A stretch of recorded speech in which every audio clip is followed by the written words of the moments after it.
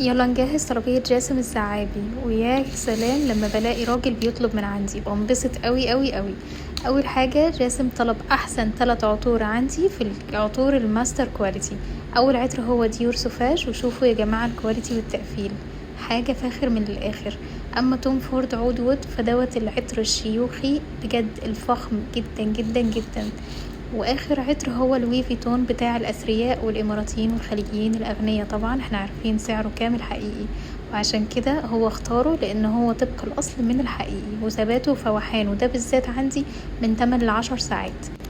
واكيد منسيتهوش من الهدايا، وحطيت له كل ما لذ وطاب من عينات العود المعطر وحتى عينات المخمريات الرجالي. شكرا على طلبك يا جاسم، وبالعافية عليك.